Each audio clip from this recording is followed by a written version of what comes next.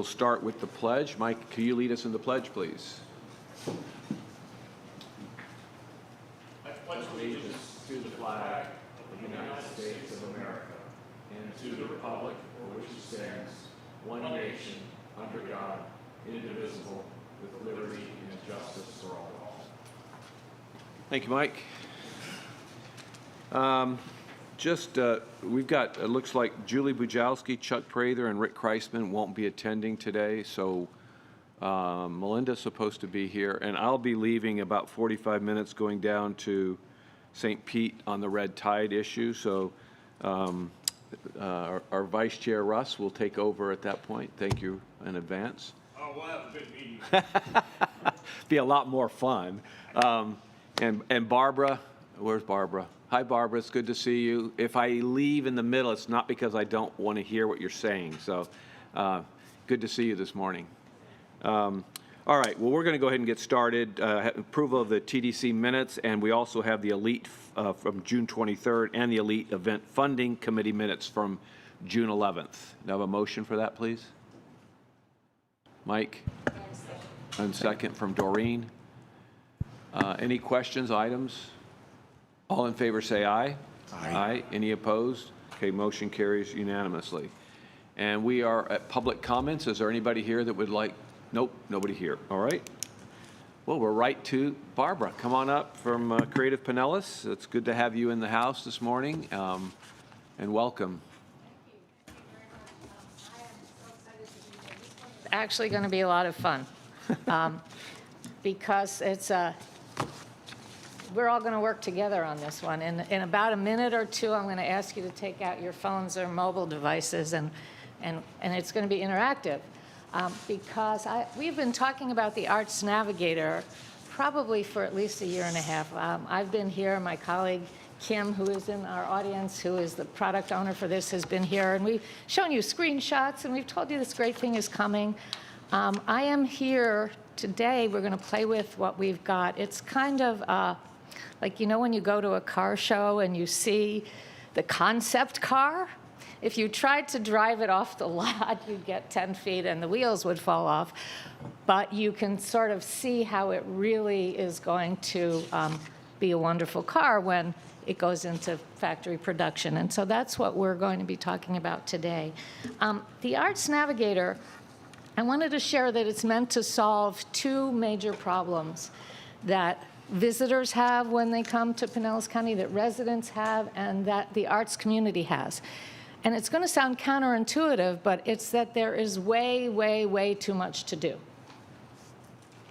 And how do you decide? How do you come to Pinellas County, you have 5 or 7 days to really enjoy yourself. Part of the reason you come here is you know it's a really cool arts community. There's great culture, there's great arts, there's so much. How do you decide?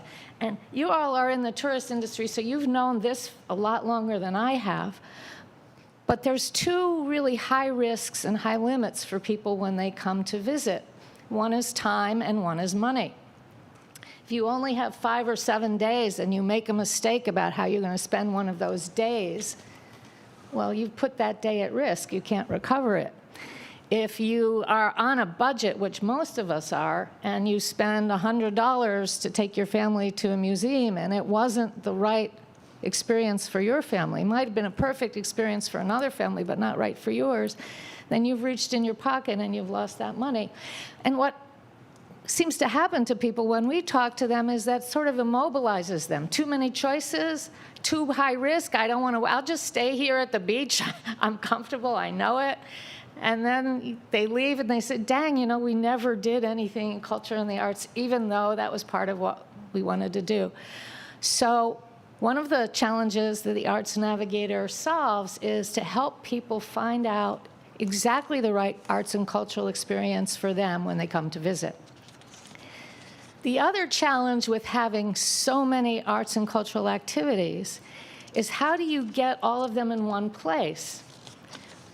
So that people can access them and find out about them. When I first took my role here at Creative Pinellas, I was talking to my friend John Collins, who ran St. Pete Arts Alliance and has since retired.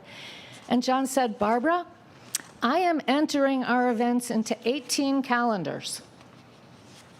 He said, I have a staff person who spends 10 to 20 hours a week going and data entering the same data into Creative Loafing, into Arts Tampa Bay, and he was, I'm pulling out my hair, and I'm not going to take any time to enter into a new calendar.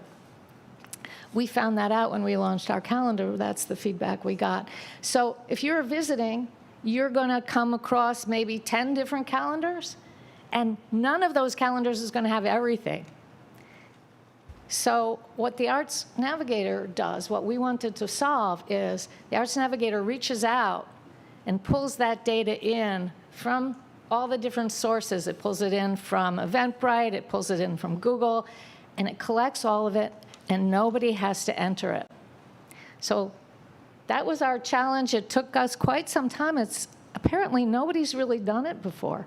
So, you know, we were that bright-eyed, bushy-tailed people and said, well, let's see what we can do. We had great support from the TDC and from the county, and I'm really excited to let you walk through it. Okay. I thought I knew how to use this. Can I get a little help from the back shop? Maybe it's not powered up. Okay, so here if you go to creativepinellas.org, or Kimberly's going to come around and she's going to pass the QR codes. And what I want you to do, it's going to take you to a website. It says Welcome TDC members, and I want you to click on that website, and you're going to get a screen that says Arts Navigator, Explore the Arts Coast, and get started. Now on the QR code, what I found is you may have to back your phone away. That's why we're giving you 2 different ways to get in there. And once you get in there, let me know if you have a screen that says Get Started.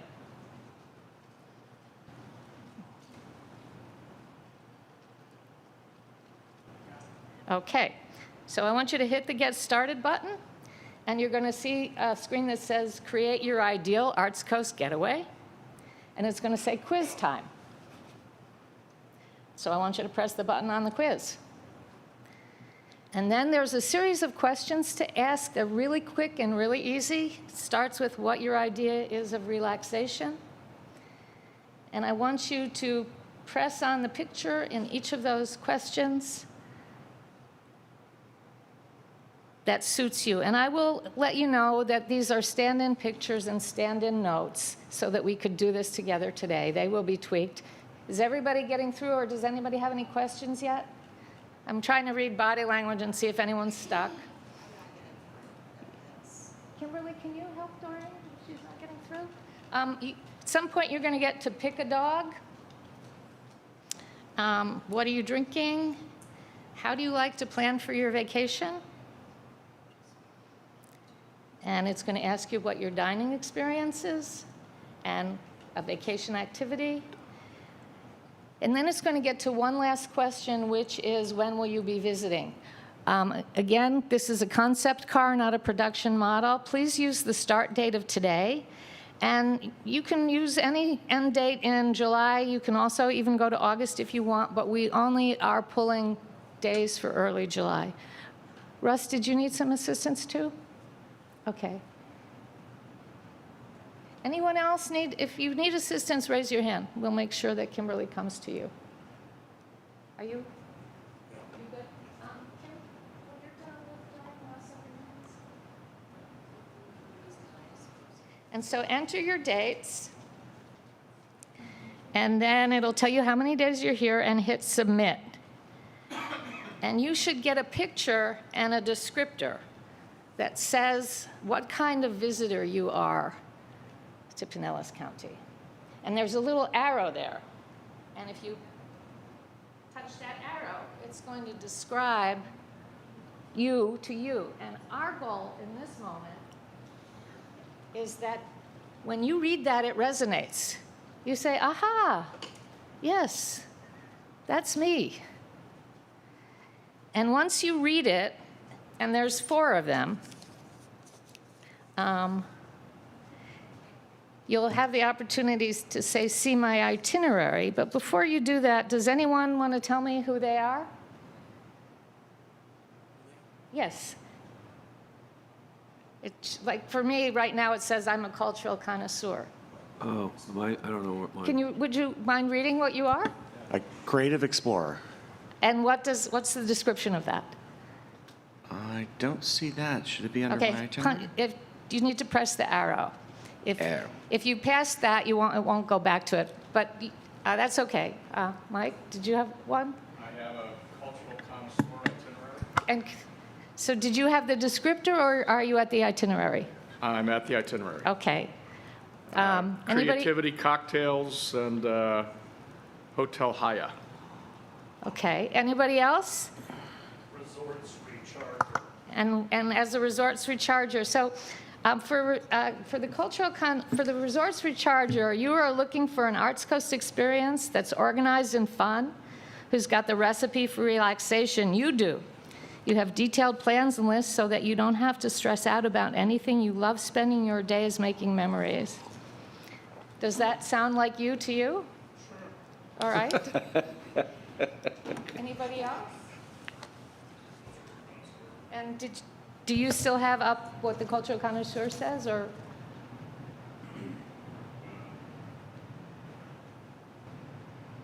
Okay.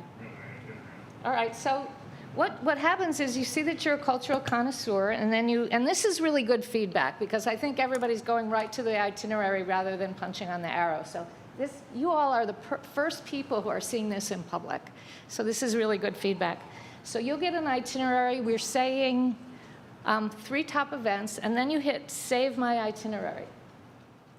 And if you are in that right place, you'll get a place to put in your email. If you put in your email, you will get an email from us. So, yes, sir. Right. Yes, it's only pulling right now for what's in this one. Because we wanted to get it ready I'm like, what does that have to do? to show it here. That was fun. But it will be. It will be. We'll be. So you're a cultural connoisseur? Do you still have your description of the cultural connoisseur up? Okay. Well, so does everybody have the opportunity to put in their email? All right. So. I may need Kim again. Okay. Mine says there's live music at the bar. What are you bobbing your head for? Right. Right. That's one of the questions. Right. So if you put in your email, you'll get an email at your email address. I'm stuck on, I found my description. But And then you will also, so I have to put in my email because Barbara, what if I picked German Shepherd instead of Golden Retriever? How would that? that would probably make you. I would change that. I think that would make you a adventure seeker. Ah, okay. You're looking for an Arts Coast itinerary that's entertaining and adventurous. You play for thrills. So the last thing you want to do on a vacation is sit around. Ah. You love to be in the action. So what you're seeing, and obviously we knew that there would be some things that were a little challenging today because this is not ready for launch. We have about 60 more days of development before it launches. But we wanted to show you how fun it is, and it will put up the kinds of things that you want to do when you visit. It's very customized to you. And then after you put in your email, it comes up basically with a calendar. And that calendar lets you see all the other things that you might want to do, and it also lets you explore. And you can explore by the type of art. You can explore by concerts, festivals, kids and family, nightlife, outdoors, performing arts, and galleries. Fun anyway. save my itinerary, hit that and you get an email.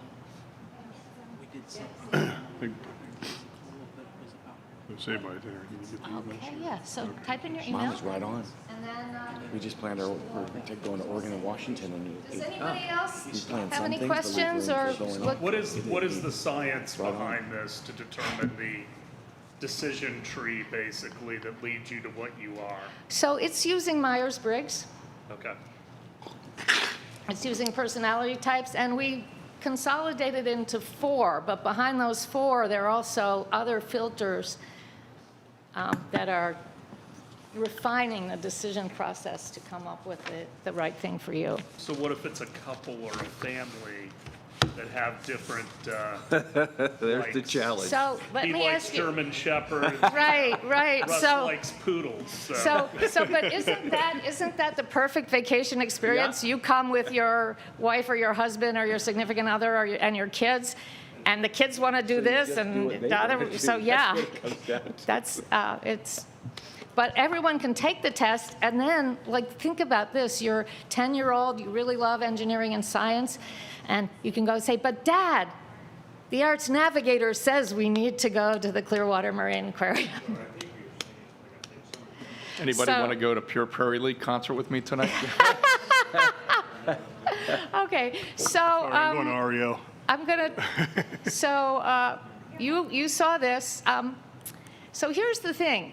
This is really high technology, and we're going to get a lot of visitors. And what that meant, is everybody familiar with the story, if you give a mouse a cookie?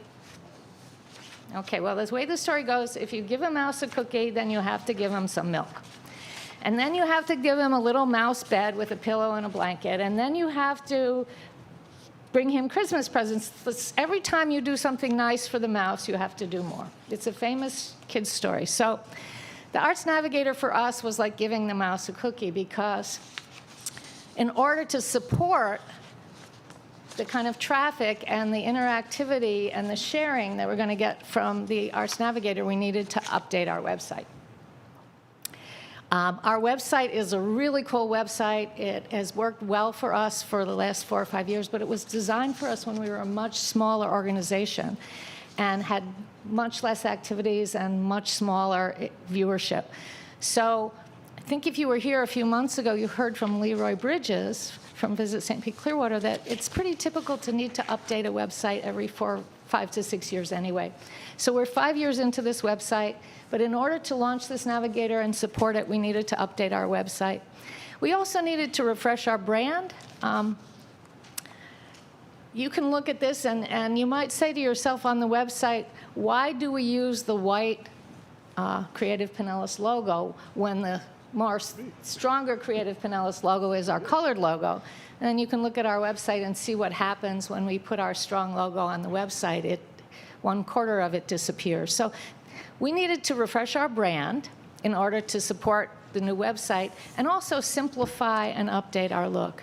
Because you don't want to go through launching a new website if your brand isn't as good as your new website will be. So that's the milk for the mouse.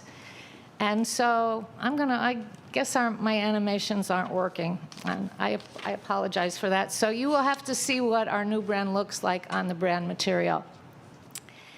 It's big and it's bold and it's businesslike. It says Creative Pinellas, and it's black and white.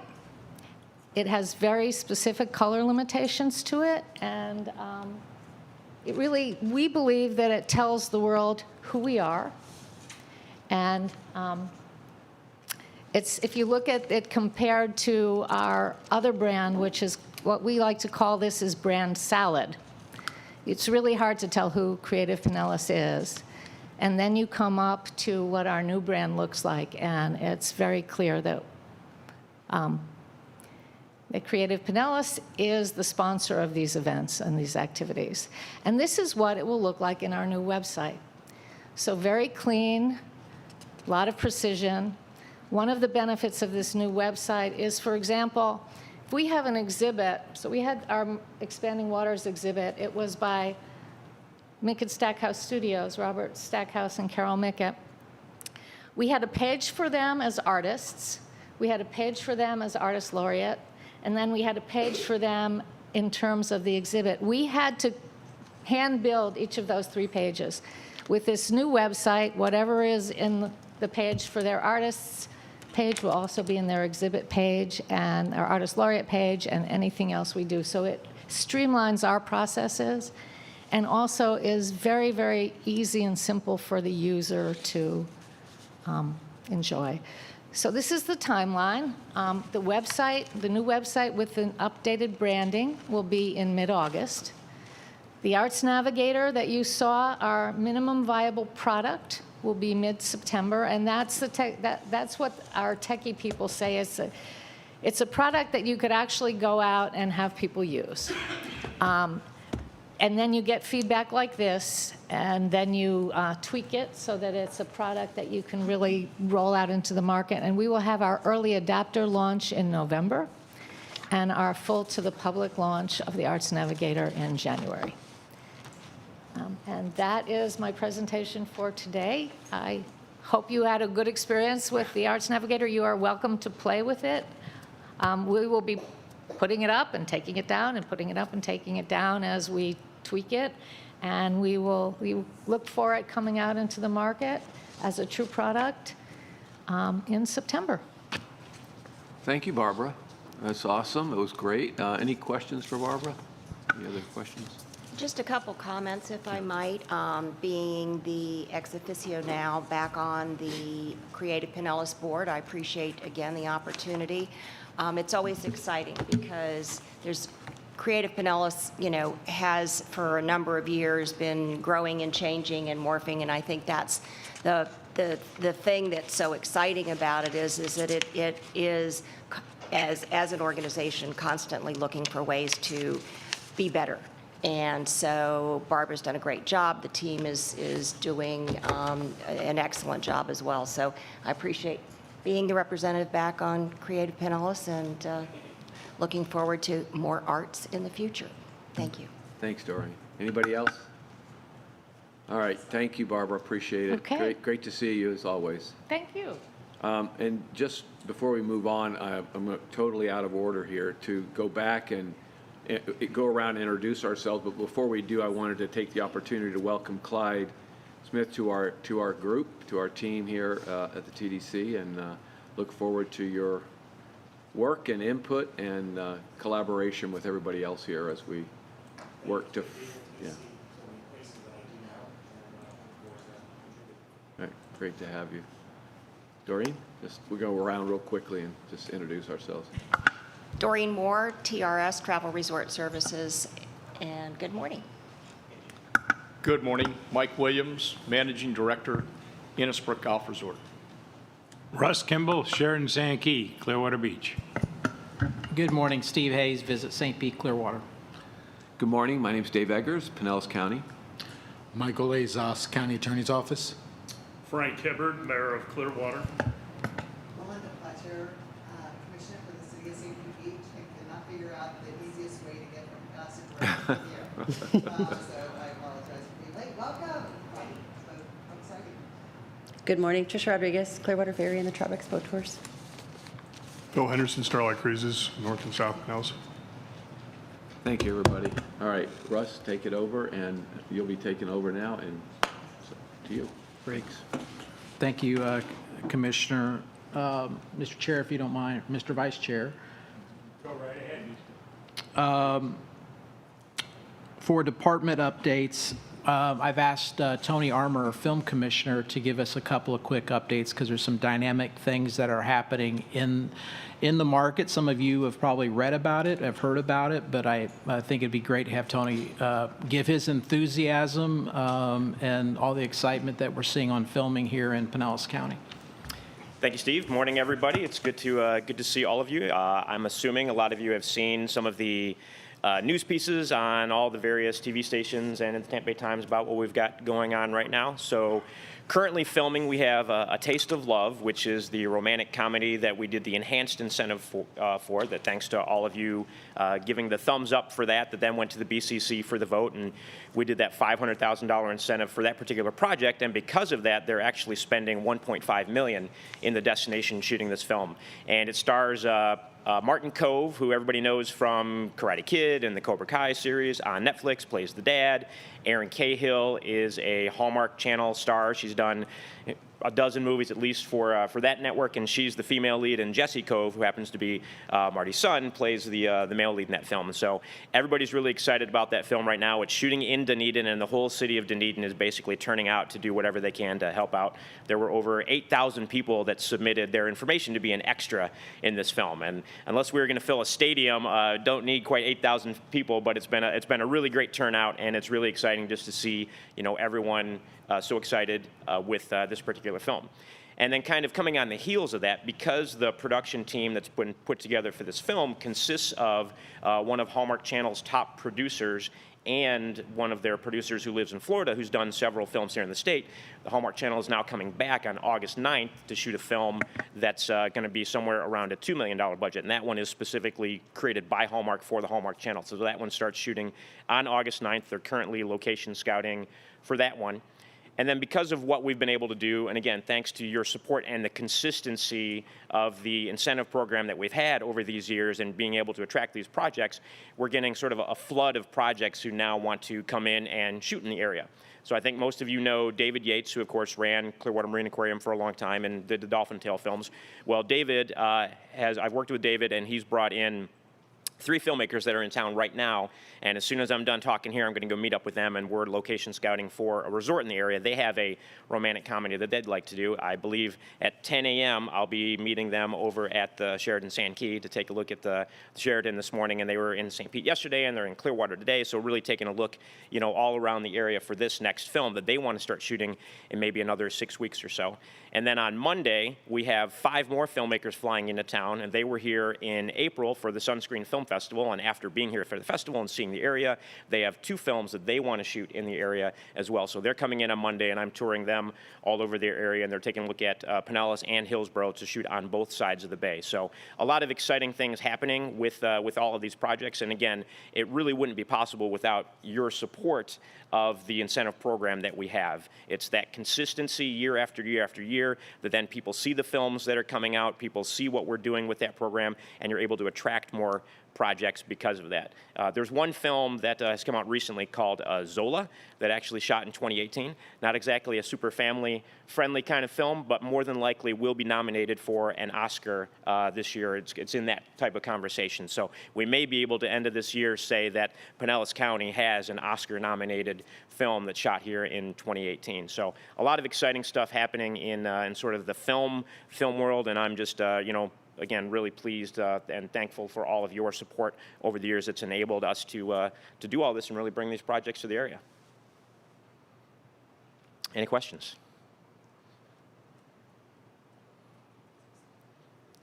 All right. Thank you. 1 second, Tony. Yeah. So is there any other announcement that's coming up that we need to know about involving photo shoot? Well, yes. So we did have, back in January, we weren't really able to talk about it, but Sports Illustrated Swimsuit did a big portion of the swimsuit photo shoot here in the area. And so it's online now, and those magazines are going to be from Sports Illustrated are going to be rolling out soon. And so Fort DeSoto is beautifully shown in the magazine. They unfortunately call it Tampa, and they don't say St. Pete or Fort DeSoto, and that's because they had a deal with the Hard Rock in Tampa. That's where they all stayed. And but our PR team is working diligently to at least try and get the online stuff corrected so that we're properly represented. But we have no problem, letting everybody know that this is beautiful, Fort DeSoto, where all of the or a big portion of the swimsuit shoot took place. And Tony kept that so quiet. He wouldn't tell us where. He wouldn't tell us when. He just said there was the shoot going on, because otherwise we wouldn't have pulled the card of like, we need to check it out, make sure it's legit or anything else. So, but again, and it was supposed to shoot someplace else. Yeah, they were going to be shooting in And- California, but nobody was doing anything in California back in January, and so they were happy to come here. They shot here, Hollywood, Florida, because they stayed in the Tampa and the Hollywood Hard Rocks. I think they did some in Sacramento, probably before kind of everything happened pandemic-wise, and one other, Atlantic City, I think, as well. So those are sort of the main locations. They normally have a lot of international travel and great international locations in there, but that didn't happen, so we were one of the beneficiaries of that. Thank you, Tony. All right, thanks, everybody. Have a great day.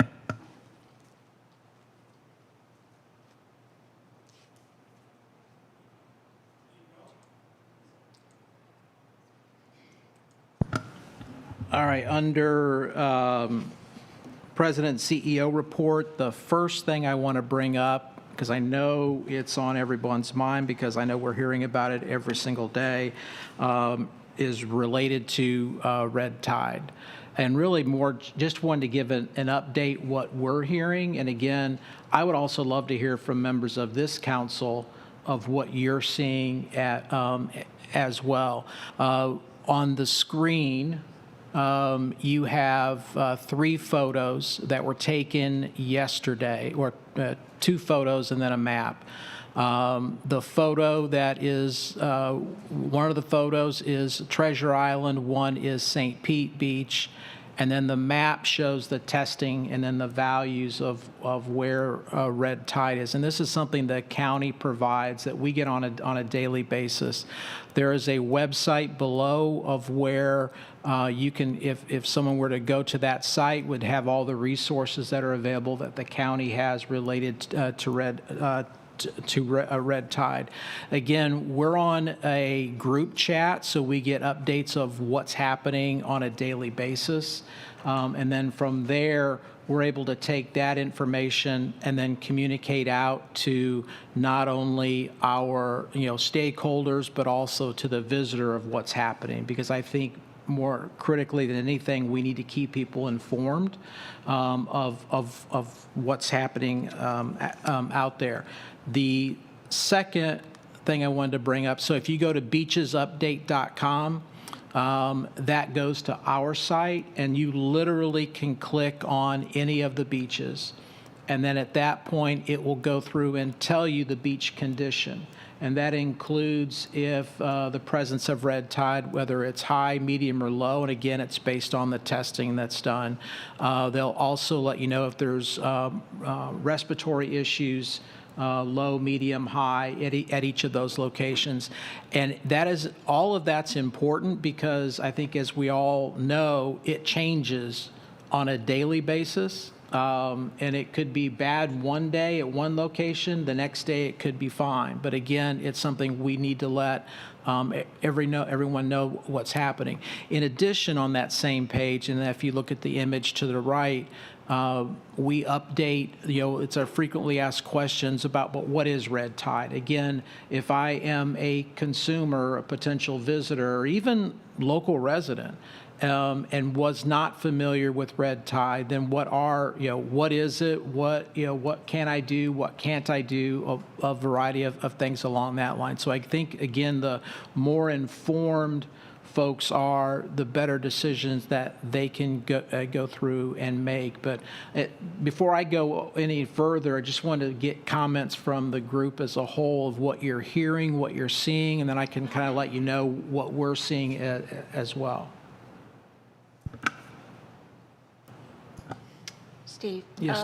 couple of comments that I've heard on the radio this morning, unfortunately, that there seems to be a large patch south beaches, and so I know the county's been on top of that. I had an owner who was new to the area, has a vacation property, was asking for general information, and so one of the things that we did is I sent him links and to the website and also the FAQs. giving him a little background and his concerns and questions, as all of us, that are we seeing a lot of cancellations? How are people reacting at this point? If people, there may be some people leaving early if they are having respiratory issues. We're dealing with it on a case-by-case basis. So we've not seen a major, exodus, or people do call with questions and concerns, but just you can't predict what's going to happen next week. As you say, it can change daily. So appreciate that. And the other thing is, City of Madeira Beach sent out a newsletter yesterday, and they have a link in their website, the city's website, and to that newsletter that allowed people to report fish kills, so that the city, and I'm sure that that's linked to the county resources as well, can react to that, so that even though the county has, I guess, helicopters up and fixed-wing planes up, that this is something that people can report directly, and I think that's important because I certainly did. So that's my input. Great, thank you. I think we have the mayor. We're looking at 4 different segments of our beach on a daily basis, and we get a report. I hate even talking about it because right now we're doing pretty well. Today we only had 9 fish. No odor, no irritation, no discoloration in the water. But it's, as you said, it's been shifting. So 2 weeks ago, we were worse. Up at Honeymoon, it was clear. I was out boating. I haven't seen any drop off in occupancy of the beaches. I mean, it is packed all the time, to an extent I've never seen before in 20 years. So that's good. I think the tourists who come from out of town don't really even understand it. I think it's more our locals that hear it on the news on a daily basis and in the paper that are more affected. But we'll deal with it as it comes.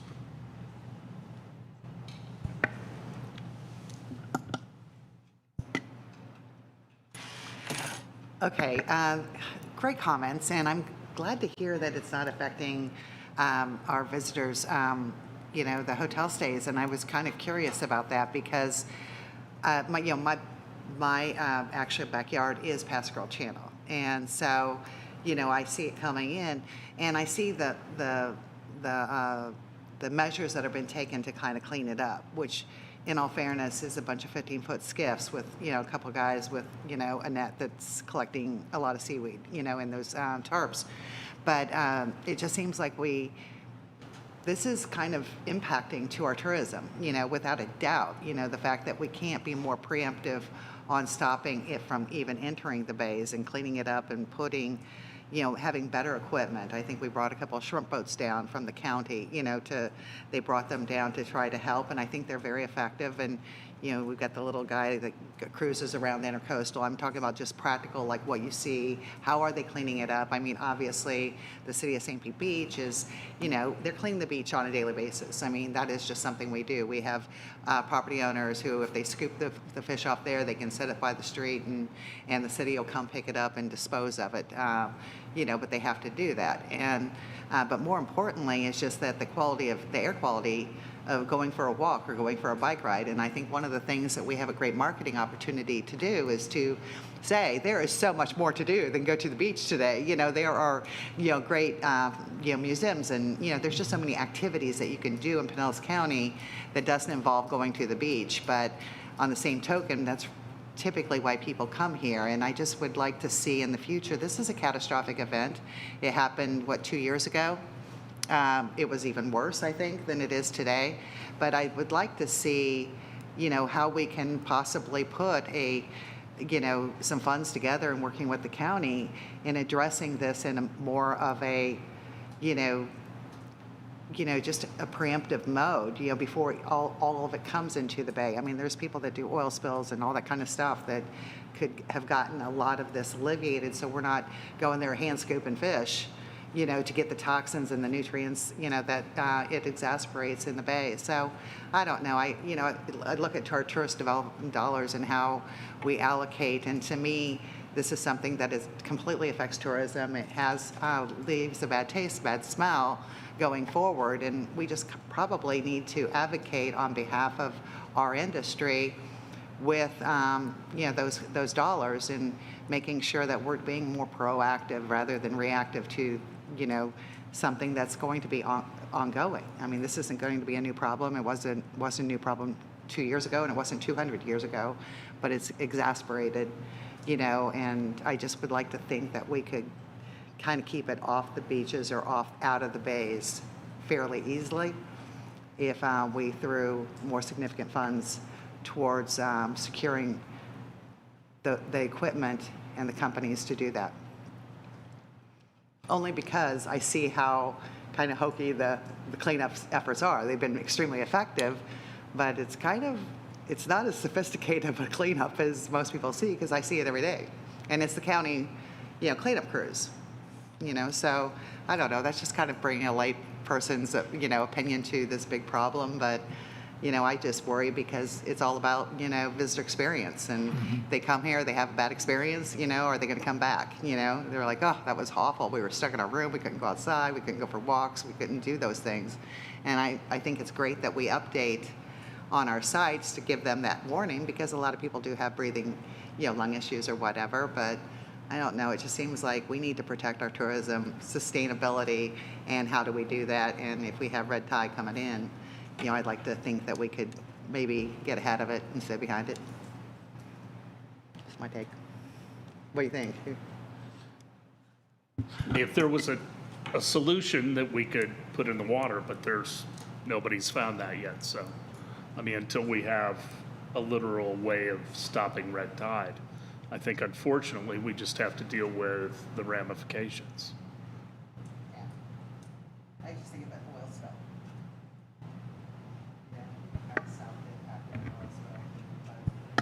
But that's also was reactionary, right? If I may, I've been through quite a few red tides over the years, and there's no solution that I know of or anybody knows of. But I can tell you that the county, and we're in the city of Clearwater, they have stepped up. 2018 was just a whole different world than anything prior. And they have everybody on top of it, how many times a day. They have boats out there. And I'm very sympathetic once it gets in the bay, and I don't have the answers for that at all. But I know on the Gulf side, they're out there. They're working it very hard with a lot of fish picking up, and the tonnage is unbelievable. We had a meeting yesterday, and they were just compliments to government, and the county has spent $1 million so far in so many days, and I believe the governor has dedicated funds to reimburse or whatever it is. So I have no answer for red tide. I don't know how to do inside the intercoastal because I'm very sympathetic. I've seen it and everything, but I know that it's been stepping up each time it does happen the last 5-7 years, more than ever before. I don't have any answers. Steve? There you go, Phil. I'm going to echo what Russ said. We've seen, years ago when red tide would come, and the worst part of it is the fish on the beach. And I was out in Bel Air Beach the other night because I've got some house guests. I went out there and there wasn't a sign of anything. And so it is great along the Gulf, but the inland is a challenge, and I don't understand why they can't divert a couple boats in there. And that's the worst thing when you see an inlet that's basically trapped so many of them there. Why can't they take one or two of those boats and bring them inside and clean those up? But it wouldn't make a lot of sense to me because 75% of the problem is the fish kill. The respiratory and the look is really not nearly as noticeable if there's no dead fish around. So, but I agree with Russ. They did a great job last time around. They're doing a good job this time, except for the inland side, and we just need to devote some equipment there, I guess. We have seen a noticeable increase of some guests checking out and calling, either cancellations or inquiring over the last 48 hours. It's really, I don't know if that's the press that has gotten out there, but we've seen an increase, so it has started affecting our business. I think the beaches update's fantastic, so we can give our line employees a quick, easy way to see what's going on a day-to-day basis, because tomorrow it may be fine, today it may be a problem for someone. So I think that's a great thing, and I think the city's partnering with the county has been very helpful, and I think significantly better than 2018. I think they're ahead of the curve on this one, so hopefully it'll go away soon. One of the things that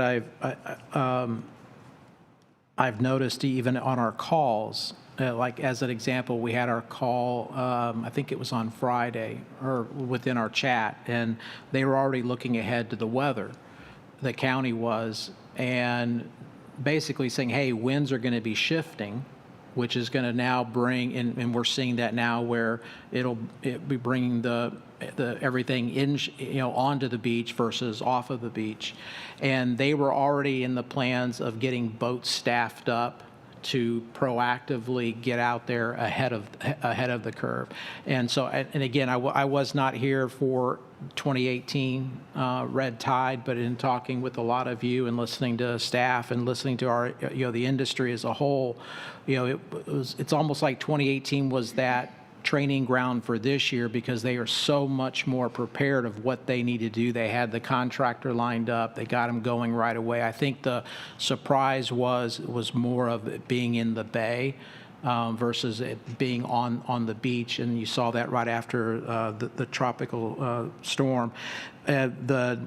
Someone brought up the tonnage right now. So in 2018, there's roughly 1,800 tons of marine debris that was collected during that episode. As of yesterday, they were at a little over 1,300 tons so far. So again, I think because of the tropical storm and doing what it did and blowing things in that we probably would not have seen otherwise, it has certainly hurt. Again, the fish kill, but also respiratory, along with the other things. And again, I've been extremely impressed with what Public Works has done in being reactive to all this, but also trying to keep everyone up to date. I mean, it's like I feel bad because they're basically giving bad news. They'll give they'll put a smiley face up if all of a sudden, wait a minute, it looks like it's dropping in certain areas. But again, they're giving us that update. A couple of things related to reservations, and Clyde, I'm glad you brought that up, and Doreen, you said the same thing. So on the vacation rental side, through key data, we can again look forward, and we're not seeing a precipitous drop-off. If there's any cancellation, I would say it's normal to what we've seen in previous years, and really looking at 2019.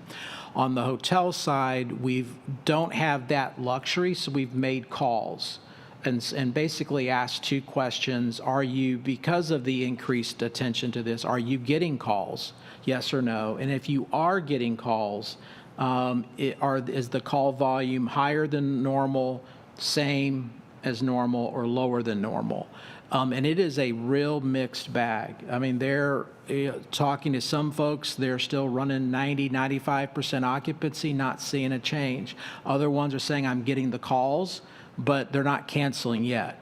So it's, again, more of that questioning. So Clyde, just your little warning there of some of the things that you're seeing. It may not be huge, but again, it's something that we want to stay on top of. So we will be reaching out to hotels both from St. Pete to the mid beaches to the upper beaches, again, and then we're even covering downtown St. Pete, surveying to get that information just so we know what's happening out there. In addition to that, then, and Melinda, and what you were saying is, if I am coming here on vacation, there are other things that I can do especially given that one day at the beach, it might be perfectly fine. The next day, it may not be. All right, so what can I do? So whether it's go to a museum, whether it's take part in an activity that's not on the beach, you can do that.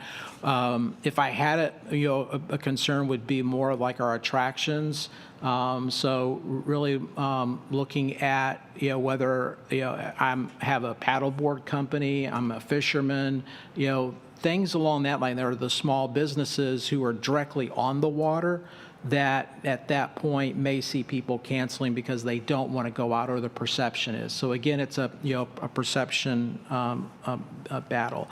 And then the other element is the media, and we continue to watch that to see what's being picked up. And it seems like, again, the big fish kill is what gets caught on TV. If they don't have that, then all of a sudden it's not talked about as much. So I know it was, I think it was last week, maybe the week before that, but on one of the national news outlets, they did a segment, it's outside the Beltway, and 15 seconds of showing the fish kill in downtown St. Pete. And then they went to something else. But again, that's 15 seconds. I'd rather show them beautiful sunset on the beach. So I think those are the things that we've got to go through and watch. But again, we want to make sure we're keeping everyone updated. So glad that, our industry partners are going through and can use this with their staff to say, hey, if you get a phone call, here's the fact, here's what it is today. Continue to go back to this page. We update it basically as the county goes through and updates its information.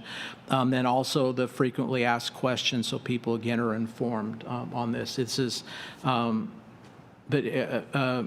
Hibbert, I would agree with you on the, I was in a meeting Clearwater Beach yesterday, and I was leaving and getting ready to go back across the bridge, and where all the boats are for the pirate boat and all the other Phil's boat, all the ones are there, and there's a line of people wanting to get on. So they're getting on a boat to go on the water, and so they're still getting out and doing things. So and again, in one of the places the beach was packed. So they're still here. It doesn't look like we're losing anybody yet. And I think, again, and Russ, to your point, no one knows how this starts.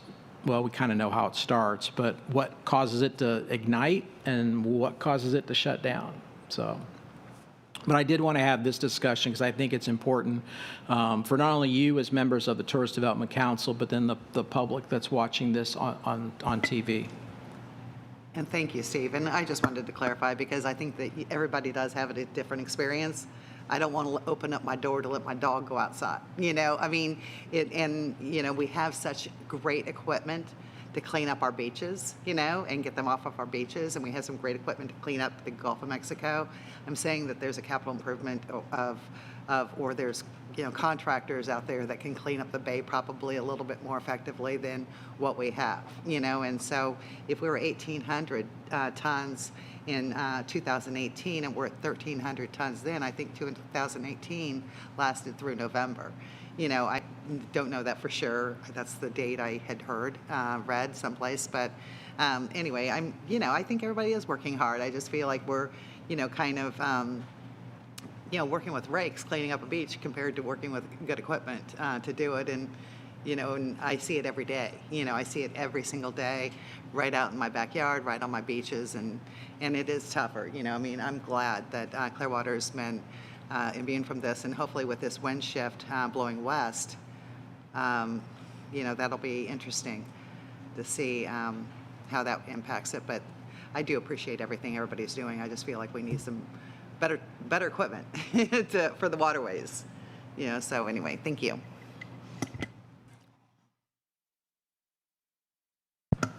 Anything else from the group on Red Tide? Again, thank you for your comments and discussion on this item. Next item, my report, strategic plan update. The last report I had from HCP is we had roughly about 50 interview spots for the one-on-ones, and I think they had completed over half of them, which is a great turnout. For those of you that have participated, I can't thank you enough for being part of that. What happens next is they will be taking a lot of the comments to see if there's any commonalities within that, and then they will build out the online survey, and then we will be sending that out to a variety of folks within that are not only tourism stakeholders, but business leaders, elected officials, and what have you, to get their thoughts and opinions. And again, this feedback is critically important. Interesting enough, I was part of another group that's doing their strategic plan, and their format is very similar to what we were doing in terms of the one-on-one interviews and the open-ended questions and what have you, and then moving into the online survey. So again, we'll continue to update you on that, but I do appreciate everyone's participation with that. Next item is a joint BCC-TDC meeting. At our budget information session discussion that we had with the BCC back in May, one of the suggestions that came up was to have a joint session of this body as well as the BCC members. And in that, we've got a date scheduled of November 4th, and we are currently working on the exact time as well as the location. And then we are also going to be developing the agenda for that meeting as well. I had someone pull from me the agenda topics from the last time the two groups got together.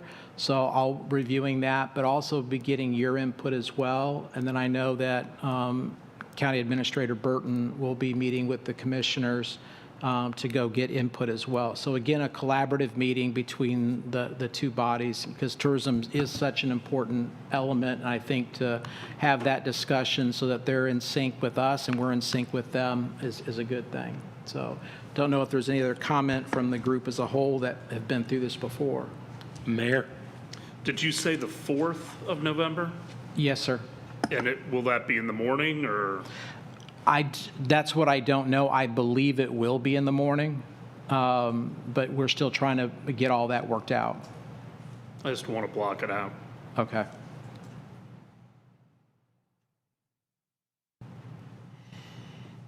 Go ahead. Next. All right. All right, workshops to be scheduled. So at the start of this year's elite events, one of the things that we talked about was revisiting the guidelines, the application, the process of everything related to fiscal year 23, and do it in a timely fashion ahead of the application process. So I want to get a date scheduled with the members of the TDC, whether that is the full TDC or a committee of the TDC, to look at those guidelines, the application, all of those things, and then make recommendations back, which ultimately go to the BCC. The second one is this year we would restart the capital program. And on that is to go through, have a discussion to make sure that we're again in agreement that the guidelines that are there are current. There's nothing that we need to change in it. The same with the application. And then if there are any changes, take that to the BCC to get that approved, because that process will be starting up in late fall. Into the first part of next year. The question I really have is really two, and this is more from your time, is in asking Liz to pick times for those meetings, is one is, do we piggyback off of an existing TDC meeting? That would be option A. Option B would have a standalone meeting. And now the upside to an existing meeting is it just adds more time onto some time you've already got blocked on your calendar. And looking at that is probably the October-November meeting, because September's meeting right now will probably be very jam-packed as we have our marketing agencies present the plan going forward for next year. And so I know that it'll take up a little bit more time. So that is one option. The standalone is, and again, I don't know how long these meetings have taken place in the past. Is this something we can knock out in 1 hour, or is this a 2-hour discussion or longer? So I just don't want to have meeting fatigue set in where we've had a 2-hour TDC meeting and then now we have 2 hours of other discussion. So just your feedback on that would be appreciated. And I saw head nodding on piggyback off of a TDC meeting. Steve, I'll tell you that I'd be in favor of just piggybacking it on an existing meeting. Okay. Were you referring to the 2 separate workshops? So in other words, if we piggybacked off of the October for elite events, then would it be November for the capital programs? Or were you thinking of doing both workshops at? So for those that have been through this process before, and I'll look to Michael first, is how long did it take last time to run through this? Days? It really did depend. I would suggest, though, I think the direction is fine, doing it as far as a piggyback, a continuation, because ultimately you're going to have to bring it back before the entire TDC anyway. So you might as well have the input right then and there, and once they decide if they want changes, advance those to the BCC. I would suggest that you do the capital first, and the only reason is because of the timing of when that starts, as far as evaluating the guidelines and if you want to make any adjustments to that program. Then do a lead event. I would probably suggest doing them in 2 separate meetings, only because of the time factors, but there's no legal requirement to do so otherwise. So 2 separate meetings, two piggybacks, and I do agree to do capital first and then to do elite events. So you guys, yes, Phil? Yeah, I would echo that, and 2 different meetings, but on the same day for planning purposes. I schedule my travel schedules around trying to attend these meetings, and it makes it a lot easier for me just to stay here longer. Capital first. What is the timeline currently for the capital bids or requests to come in? Is it January? I think the application period opens sometimes at the very, very tail end of the year, but they don't start being looked at and reviewed as far as in earnest by this group till 2022. Early to spring of 2022. Okay, yeah. So if we did it in October, we could establish what we need to well before. Yeah, and like I said, you already have an existing program and guidelines, so unless you want to make any really major revisions to those, they should be pretty much ready to go as far as the implementation part. So again, piggyback on a meeting. If we need to have a second meeting then on that particular issue, we can do it at a separate time, but we'll probably get it all done. And then I would suggest October for capital and November for elite.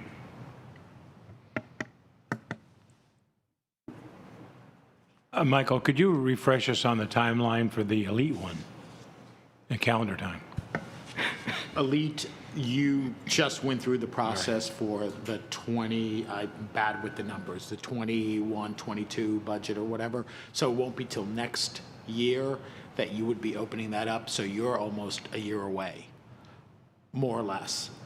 The application period obviously is a couple months earlier. So I'd say 9 to 10 months away from having to score those and review those again. Mm-hmm.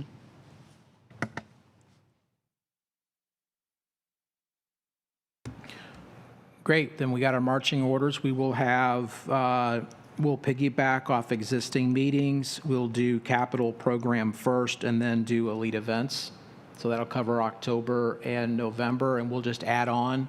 And I think what we'll do is make sure that the October, November meetings are not overpacked with other things, so that we're not sitting here for 3 hours on normal TDC and then have to go longer on the other 2 things. Okay. Steve? Yes, Ask sir. something else about this year's, Keith Overton reached out to me and pointed out that they were actually qualified for Tier 2, I guess, or the $75,000, but they only requested 25. I think he said he reached out to try and see if something could be done, and I don't know if he's talked to you, Michael, or where that stands, or what could be done to, at this point, to bump them from the $25,000 grant to a $75,000. So it is a pretty big event, and it's been proven to fit that category. I had brief conversations with staff, because obviously I couldn't talk to Keith directly about this. That being said, there's nothing in the guidelines specifically that speaks to this that would prohibit it either way. My suggestion was to staff, to Steve in particular, was bring it back. They went forward to the BCC. The BCC's conceptually approved funding at some level. I suggested bring it back to this group, have the discussion as to whether or not they want to consider moving it to a higher category.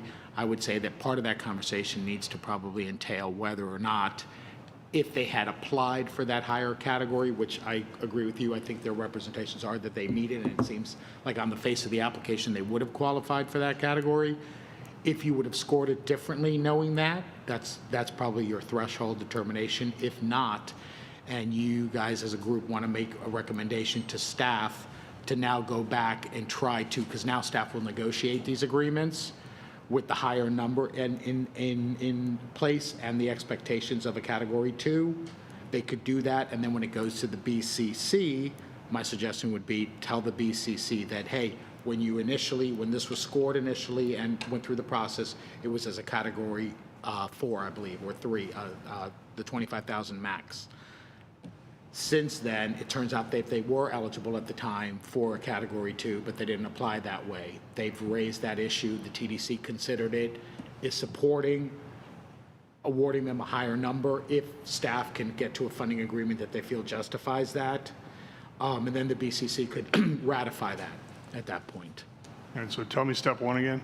Step 1 would be you guys to discuss it and to determine whether or not you feel as a group, and it probably the people that voted on that scored it would have to probably chime in as to whether or not, had they applied in that higher category, would it have affected their scoring.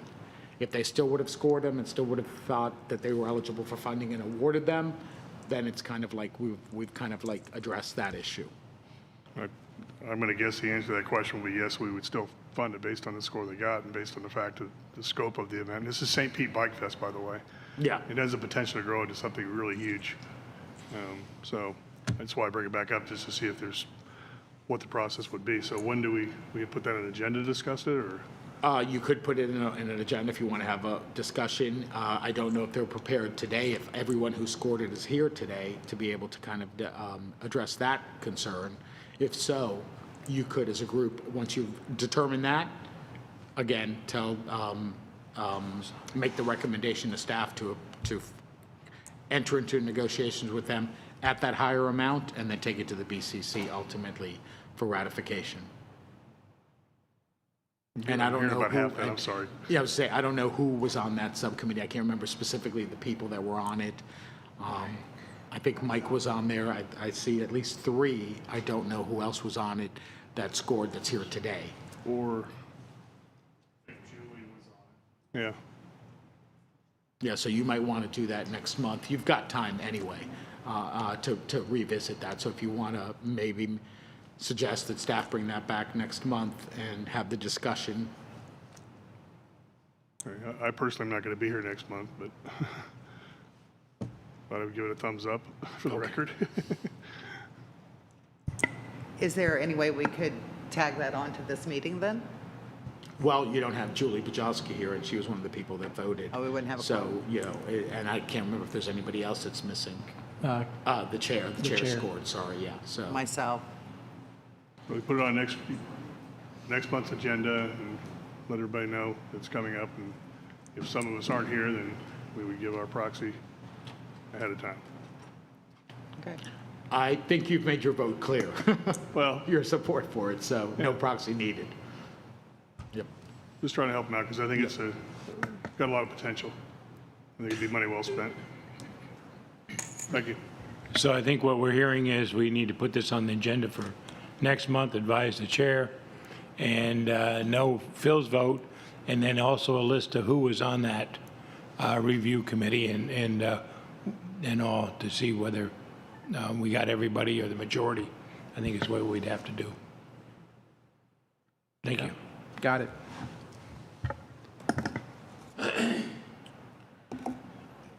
All right. Let me go to, all right, on destination metrics. So what I try to do in this is in about 5 slides, 6 slides, encompass what takes place in about 30 pages that you guys get as backup. So in this case, we are looking at the destination lodging metrics, and this one is specific to, you have not only hotel, motel, but vacation rental. So the column all the way to the left that says 2021 would be for May, what the occupancy and ADR levels were. Fiscal year to date for 21 would include data from October 1 through May 31st. And then you would see that we don't compare it to 2020. We go through and compare to 2019. So you can see in this case, hotel occupancy were about even with where we were in 2019. ADR significantly up on the hotel side, also significantly up on the vacation rental side. More importantly, vacation rental occupancy is way up over 2019. Again, our data through our information through key data. The bottom half looks at hotels both for inland and beach, both occupancy and ADR. So you can see where we are. And again, that's just a reference points because again, representing the county as a whole, we need to know what's happening at the beach level, but also at the inland level.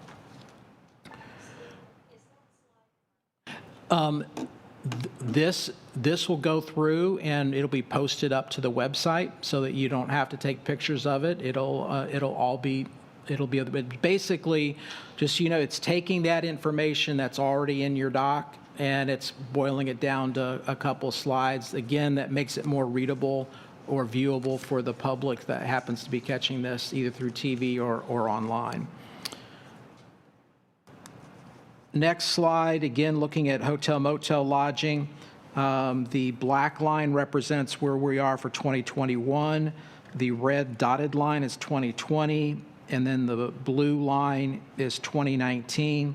So you can see for the month of March for hotels, we were just a little bit above 19, but way above where we were for 2020, which should be expected.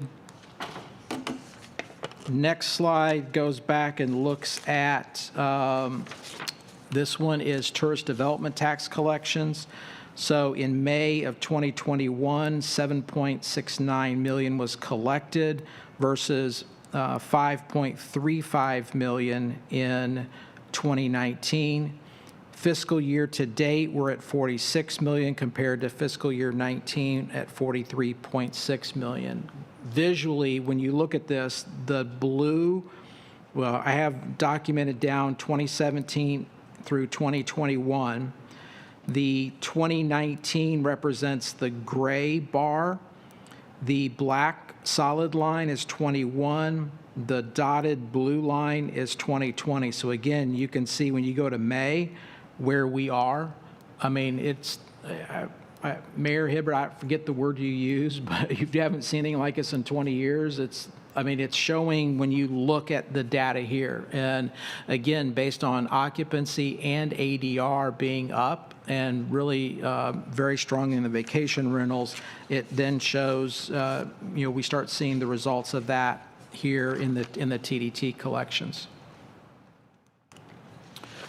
The next slide, so this goes through and looks at arrivals into the destination from out of state. And I think last month, Mayor Julie had brought up, well, where is Orlando, Tampa, Miami? And they run the top 3 even when you start looking at our, you put in the out-of-state areas, the top three are usually Orlando, Tampa, and then Miami. So just looking at out-of-state, this is in order from 1 to 10.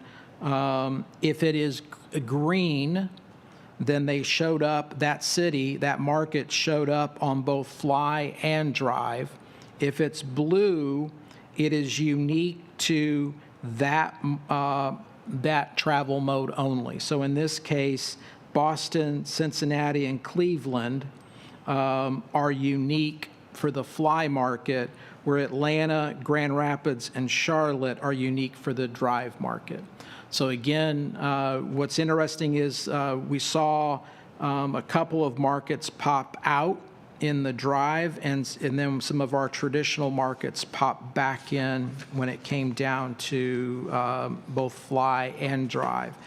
So again, good news for us in these markets, but keep in mind the top three markets still continue to be Orlando, Tampa, and Miami.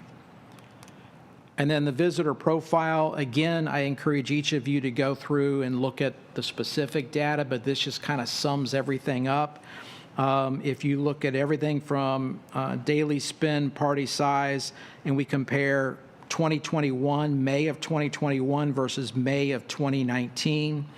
In 2021, we see that our party size is up, our daily spend is up, and our average household income is up. Where we see declines is in the percent that stay overnight, the average number, the mean number of nights, the mean number of days, and then their decision time from decision to arrival number of days is quite a bit shorter than it was in 2019. So it shows somewhat of a changing demographic of the visitor that's here. Again, that is for this month, but if you want further detail, we do have that again in all the backup that was provided, as well as at the link that is that was on the agenda that was provided to you. So, any questions? Again, it's when you look at the data that's there, it supports what we're already seeing, what a lot of you see on the ground, lots of people being here. I think, as I was talking with somebody yesterday, we're doing this well, and yet we have two markets that have yet to come back. And it looks like that fall is when we will start getting that. The first one is international. And I did catch something yesterday that it looks like Canada would be opening up very shortly. And when I say shortly, the next couple of months, which will be great for us because that's definitely going to be a market that we want to have back, especially as we get into the winter season. And then the second market that we have not fully recovered from is what I call business travel, but that is not only corporate business travel, but meetings and conferences, and those are critical. So we're at very strong numbers now without those two segments being fully recovered. Yes, Doreen? So comment on, I think what we're seeing is an August 9th date that Canada may well be opening up for non-essential travel into the U.S. And then I heard this morning, I guess, that the U.S. is expected to open the other way, going into Canada as well.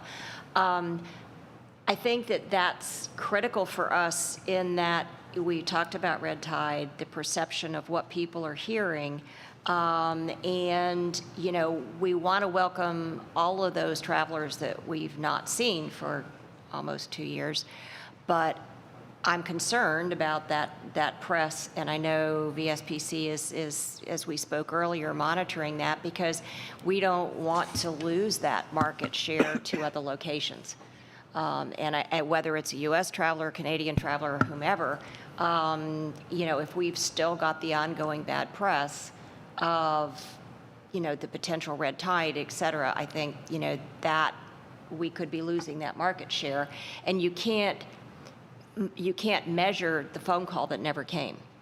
Okay, so, you know, if they're simply just going somewhere else, I think from our standpoint in terms of accommodations, we're seeing an extremely strong August, but people are waiting to make that decision. So again, we don't, the phone call that we don't get, we can't measure, but, you know, I think people are still, it's the strongest August we've seen in a long, long time. And I'm sure that goes to our other accommodations as well.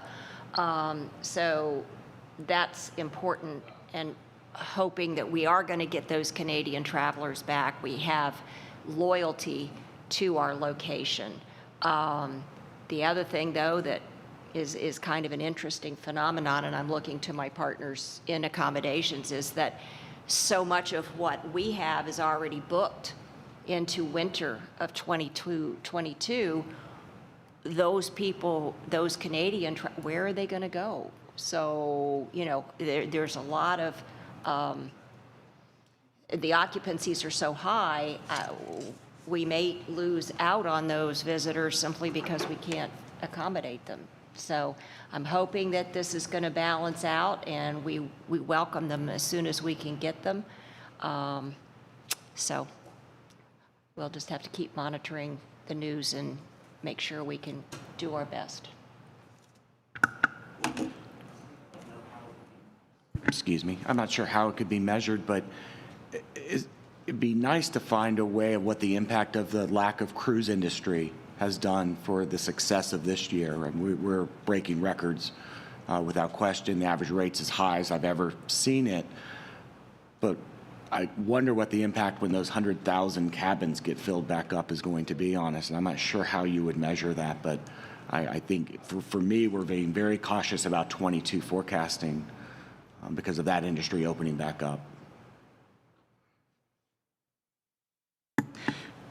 That's a great point, because I think one of the reasons that you all are seeing such strong business now is the fact that the choices of where people can go there's still things that are not available.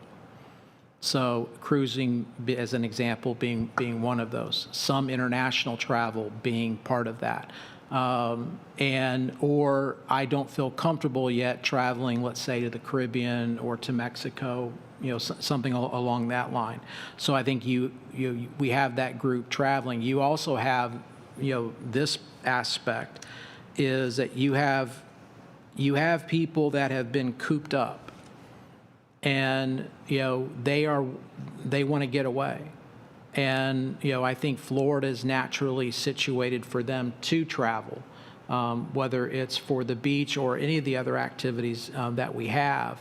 And so even with the presence of red tide, you know, they're not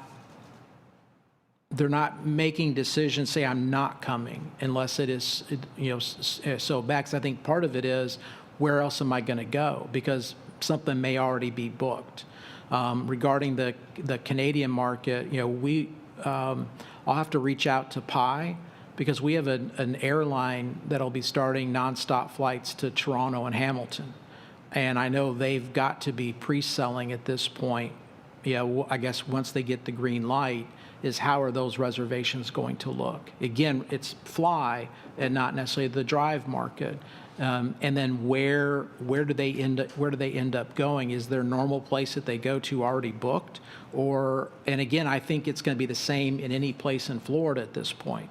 It's, you know, when you look up and down the west coast of Florida, from Collier County all the way up, I mean, everyone is doing it extremely well. So it's going to be interesting how business transitions. What I'm going to do is I'm going to ask our research company if there's any way to track this. You know, and there may not be. I mean, it may be just a gut feel that we all have in terms of what the impact is, but the other part, again, is going to be the availability, and that may be a Visit Florida question. And then I'm headed to a meeting later today with U.S. Travel, and I know that this will probably be one of those discussion items. And again, looking at the U.S. as a whole. Thank you, Mr. Vice Chairman. If If I could, Steve, I agree. The international and the meetings market is important. Our efforts with meetings and conventions, I know, are robust. Are we seeing inquiries on the rise? Are we seeing bookings on the rise? And are they impacting the back half of '21 or into '22 as well? Well, Mike, I brought Suzanne here specifically because I knew you would ask, so. There we I just go. magically appear when I'm told to. Yes, so in what month are we in? We're in July. So in the month of May, we had around 90 RFPs. Last month, we had 110 RFPs come in. So this month, we're going to surpass that. I would say the majority, a lot of them are for the fall. Most of the hotels are full. So we're seeing a lot that aren't able to take it. And the same for Q1 of 22. So, but the inquiries are definitely there. We're also seeing some pickup in conferences that were already booked that stayed on the books. One that's at Mr. Kimball's Hotel, the Human Trafficking Conference. Jeremy, we have an incentive on the books for him, and his conference was booked with like 300 room nights, and he's at 900 now. So we're definitely seeing an uptick in the attendance increasing for what people even booked for this fall. Any other questions on MNC? Anyone? Okay. I'll give a comment, Mike. I can tell you that she's right on, and it's those that slid up to the fall, they're now coming, and any group is go way over their attendance. And then what's happening, we're seeing is if they were moved up, and now they're coming, they're booking for 22, 23, and 24 because they want the space now. So it's kind of helping us for the log. And they're coming from all over, these different groups are, domestically. We've seen a huge increase in the incentive market too, just because of that, the borders being closed for, other areas of the world. So we've definitely capitalized on that. And I'm sure probably either next month or the month after, I'll be doing a presentation kind of telling you guys where we are before the year ends to let you know how we're pacing and what the shows are looking like that we've been attending, because we have been out on the road, and we will be out more. And IMAX America, which is the largest show that we attend, is scheduled to happen in November, and we have 5 partners going with us. So that'll be probably our first foray into like what's getting our finger on the pulse of what's really going on, because that's open to the world. So if all the borders are open, then we'll see what kind of turnout they get in Vegas. Okay, thank you. Thank you, Suzanne. The last thing I have, Mr. Vice Chair, is meeting location. So we have had the fortune of being in this room for probably about a year now. And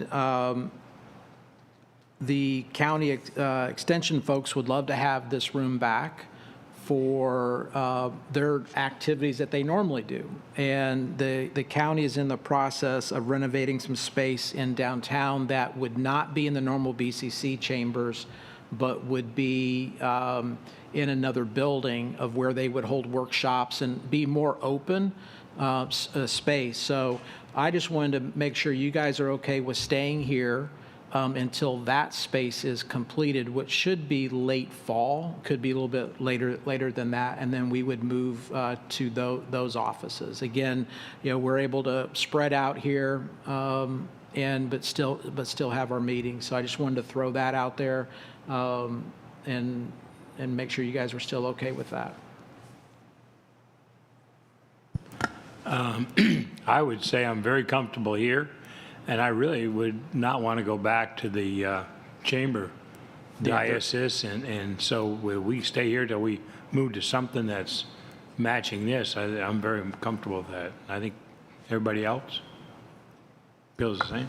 Yeah, I think this is a great setup, but I think whatever is best logistically, we can be very flexible. But this is I can't imagine anything better than this. Yeah. The BCC, I believe, is going to their meetings, it might be in August, back to the chambers. But I think they want to leave this space open for folks like ourselves and some other groups until this other space is completed, which would be more along these lines, much larger, more open space. Because we all know if everyone were here today, we have like the bad boy seats out there. Because we can't fit everybody around the table. At the dais, it's even worse. So we don't definitely want to do that, and that's why we're waiting on the new space. So,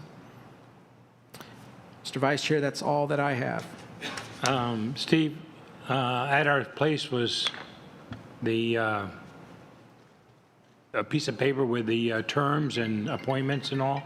Is there a reason for that being Yes. on our desk? I'm sorry. And I thought for sure Liz was going to go through and have a baseball bat to remind me on that. So that is the bylaws. And you keep in mind that you as a group voted on the bylaws, and there were some changes that were made to that. In addition, it was approved by the BCC, so I wanted to make sure each of you had a copy of that. In addition to that, and again, and I'll have an email that'll come out to everybody, just some of the key changes in there, but also relates to attendance and participation in the TDC. So again, I wanted it for your records because again, you spent the time and energy to review it, make the changes, and vote on it. So you now have a copy. And will you be meeting, or have you met with Claude on different ins and outs and who does what with the staff-wise and all, or? Yes, fortunately, Clyde was pretty informed on where to go and who to go to, but yes, he and I did meet and spent a couple hours going over everything. And I think Mr. Zoss met with him as well. Oh, if Michael did, then we're all set, okay. Thank you, Steve. Is there any other comments for this board from anybody? Otherwise, we're dismissed. We'll see you in August.